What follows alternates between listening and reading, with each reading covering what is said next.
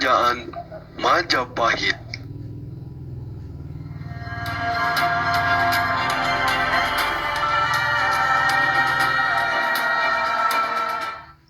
Yang pertama, letak Kerajaan Majapahit.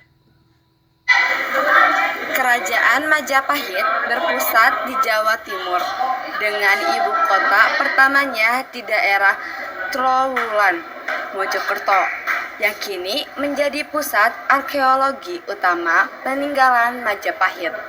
Lokasinya berada di tepi Sungai Brantas. Wilayah kekuasaannya sangat luas, meliputi sebagian besar Nusantara hingga Asia Tenggara. Namun, pusat pemerintahannya beberapa kali berpindah di sekitar Jawa Timur, termasuk di Daha, Kediri, pada masa akhir kekuasaannya.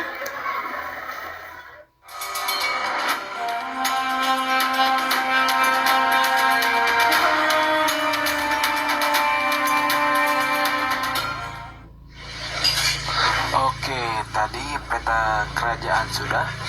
Sekarang kita lanjut ke materi sumber sejarah. Materi sumber sejarah ini mengenai sumber yang dipakai untuk mengetahui bagaimana kerajaan Majapahit ini, seperti prasasti dan kitab. Oke, langsung saja. Yang pertama adalah Kitab Negara Kertagama.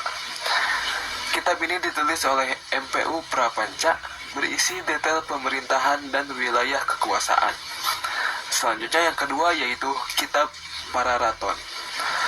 Kitab Pararaton ini menceritakan silsilah raja-raja Tumapel atau Singasari dan Majapahit.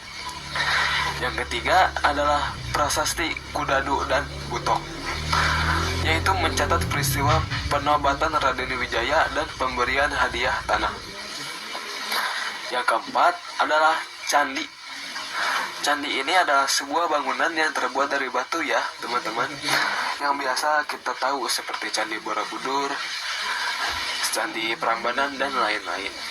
Maksudnya candi adalah seperti Candi Tikus, Candi Bajang Ratu, dan Candi Penataran yang dipakai untuk menyelidiki bagaimana kerajaan Majapahit ini. Oke, yang kelima adalah Situs Trowulan. Situs Trowulan ini adalah bekas ibu kota yang menyimpan sisa bangunan dan sistem irigasi kuno. Oke, lanjut yang keenam yaitu catatan dinasti Ming, yaitu menyebutkan hubungan diplomatik dan perdagangan antara Tiongkok dan Majapahit. Dan yang terakhir adalah Berita Mahuan.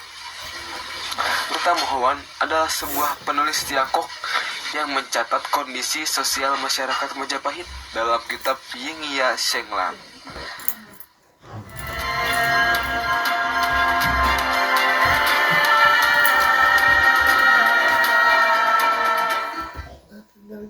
Oke, selanjutnya pendiri dan juga raja-raja yang memerintah. Pendiri kerajaan Majapahit yaitu Raja Raden Wijaya atau Kertajasa Jayawardana yang mendirikan kerajaan ini pada tahun 1293 Masehi. Ia merupakan menantu dari Kertanegara, raja terakhir dari Singasari. Raden Wijaya berhasil mendirikan Majapahit di hutan Tarik setelah memanfaatkan pasukan Mongol untuk mengalahkan Jakatuang dari Kediri. Selanjutnya ada beberapa raja yang terkenal. Yang pertama yaitu Hayam Wuruk, memerintah pada 1334 sampai 1389. Adalah raja keempat sekaligus raja terbesar kerajaan Majapahit yang bergelar Raja Sanagara.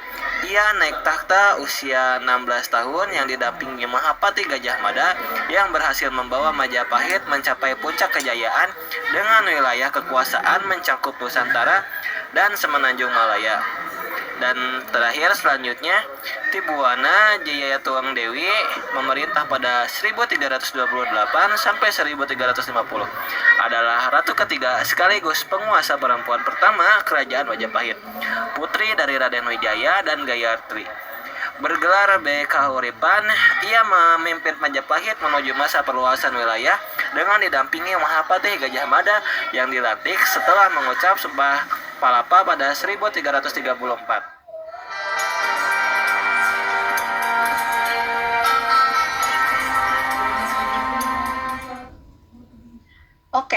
Selanjutnya ada aspek-aspek kerajaan Majapahit. Yang pertama ada aspek pemerintahan, di mana raja memegang otoritas tertinggi, dibantu oleh Dewan Pertimbangan Keluarga Raja atau disebut Batara Sapta Prabu. Lalu dijalankan oleh Dewan Menteri atau Rakrian Mapatih untuk mengurus administrasi negara, menggunakan kitab Kutara Manawa sebagai landasan hukum formal. Yang kedua, ada aspek ekonomi. Mereka mengekspor beras, hasil lembah sungai berantas, dan rempah-rempah. Mereka juga menguasai jalur laut Nusantara dengan pelabuhan utama di Tuban dan Canggu. Juga menggunakan koin emas, perak, dan uang kepeng atau koin tembaga Tiongkok. Yang ketiga, ada aspek sosial. Mereka mengenal sistem kasta Hindu, namun lebih bersifat fungsional profesi daripada sekat sosial yang kaku. Etos kerja mereka menerapkan budaya gotong royong yang tinggi, terutama dalam pembangunan irigasi dan fasilitas umum. Yang keempat, budaya. Yang pertama, religi. Menerapkan prinsip Bhinneka Tunggal Ika, menyatukan penganut Hindu, Siwa, dan Buddha. Yang kedua, karya sastra. Kitab Nagara Kertagama dan Sutasoma menjadi mahakarya literatur. Yang ketiga, arsitektur. Ciri khas pengguna bata merah dan gapura berbentuk candi bentar serta padu raksa.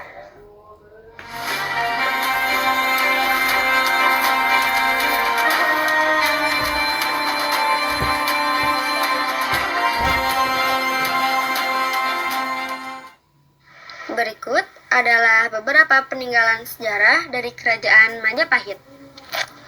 Yang pertama, ada Candi Tikus. Candi Tikus ialah petritaan atau tempat mandi peninggalan Kerajaan Majapahit di Trowulan, Mojokerto, yang dibangun sekitar abad ke-13 hingga ke-14 Masehi. Yang kedua, ada Candi Jabung. Candi Jabung ialah tempat pemujaan dan pendarmaan keluarga raja, dibangun pada tahun 1354 Masehi atau 1276 Saka di Probolinggo, Jawa Timur, yang terbuat dari bahan bata merah dan dikunjungi Raja Hayam Wuruk pada 1359 Masehi. Yang ketiga, ada Candi Sukuh. Candi Sukuh ialah candi Hindu peninggalan masa akhir Kerajaan Majapahit sekitar abad ke-15 Masehi yang terletak di lereng Gunung Lawu, Karanganyar, Jawa Tengah. Candi ini sering disebut Gelas Temple karena dibangun saat pengaruh Majapahit mulai runtuh. Yang keempat, ada Candi Bajang Ratu. Candi Bajang Ratu ialah gapura padu raksa peninggalan Kerajaan Majapahit abad ke-14 di Trowulan, Mojokerto, yang dibangun sebagai pendarmaan atas wafatnya Raja Jayanegara pada 1328 Masehi. Nama Bajang Ratu sendiri merujuk pada Raja Jayanegara yang naik tahta saat masih kecil. Yang kelima, ada Kitab Negara Kertagama. Kitab Negara Kertagama, atau bisa disebut juga dengan Kakawin Desawarnana, adalah kakawin Jawa kuno yang ditulis oleh Empu Prapanca pada tahun 1365 Masehi atau zaman Raja Hayam Wuruk untuk menggambarkan puncak kejayaan Kerajaan Majapahit. Yang keenam, ada Kitab Sutasoma. Kitab Sutasoma ialah karya sastra Jawa kuno berbentuk kakawin atau syair yang digubah oleh Empu Tantular pada abad ke-14. Masa kejayaan Kerajaan Majapahit di bawah pemerintahan Raja Hayam Wuruk. Ditulis di atas daun lontar, kitab ini terkenal karena memuat frasa Bhinneka Tunggal Ika. Dan yang terakhir, ada Candi Hindu Siwa. Candi Hindu Siwa ialah candi terbesar di Jawa Timur yang difungsikan sebagai candi negara atau pura kerajaan untuk memuja Gunung Kelut.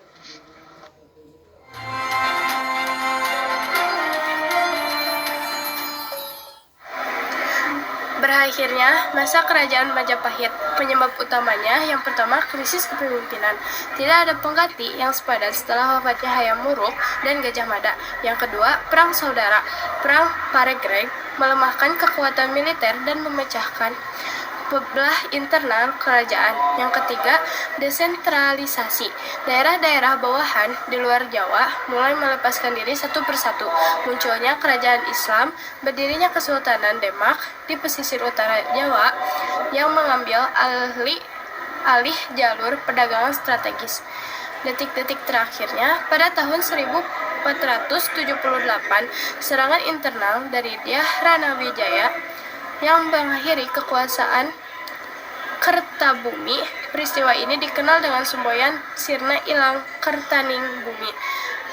Pada tahun 1527, serangan pamungkas dari Kesultanan Demak yang benar-benar menghapuskan sisa-sisa pengaruh Majapahit di Jawa.